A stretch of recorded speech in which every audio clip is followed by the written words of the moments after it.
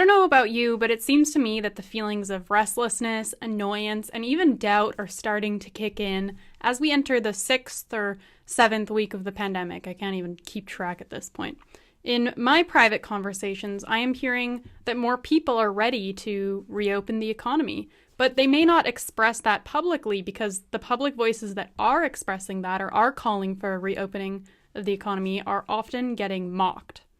This sentiment that I'm detecting and that other people are detecting as well coincides with an Angus Reid survey published on April 20th that found concern about personally contracting the virus has fallen for the first time since early March, dropping from 73% 2 weeks ago to 61%.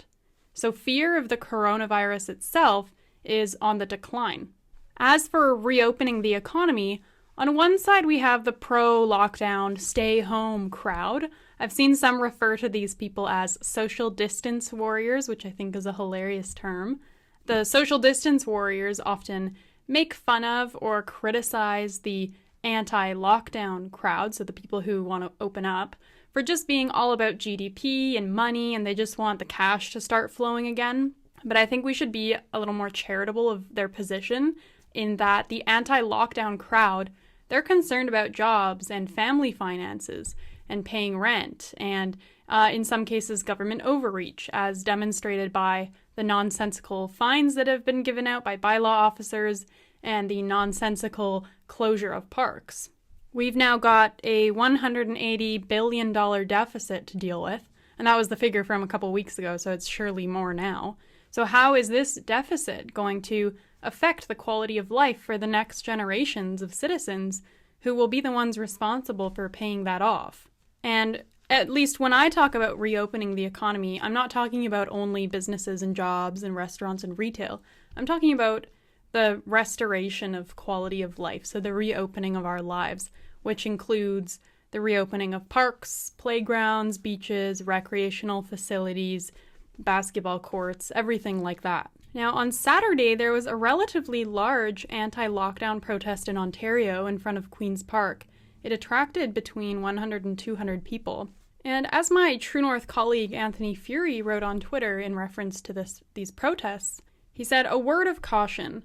The fact that anti-lockdown protests happening later today may include some fringe voices with ridiculous signs saying silly things doesn't somehow negate the need for us to prioritize a smart, targeted reopening of the economy as soon as is possible." And if I can add to this point, I think a lot of people agree with some of the points that the protesters are making. Not all of it, but, about how the economic effects of the shutdowns are going to wreak havoc on people's lives, about how small businesses are closing down, about how our civil liberties are being encroached upon. All of these things are valid concerns, but then you see how these protesters are being mocked on social media, or you see that some of the protesters who are being highlighted in the media might be individuals who have particularly fringe ideas, or they might be behaving in an aggressive manner, which is all a turnoff. And then someone who's at home kind of thinking to themselves, well, yeah, I would like to go back to work. I would like my kids to go back to school.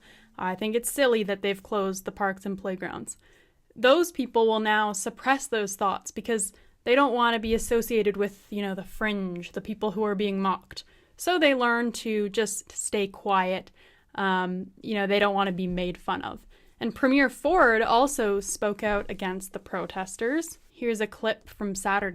These people that are absolutely irresponsible. It's reckless to do what they're doing. And personally, I think it's selfish. We have healthcare workers down the street at these hospitals working around the clock to protect the community. 99.9% of the people in this province are working together, side by side. That's the reason we were able to see a flattening of the curve. But then we have, a bunch of yahoos out in the front of Queen's Park sitting there protesting that the place isn't open, as they're breaking the law and putting everyone in jeopardy, putting themselves in jeopardy, putting the workers in jeopardy, and God forbid one of them end up in the hospital down the street. Vancouver has been host to a few smaller protests as well, with a couple dozen people.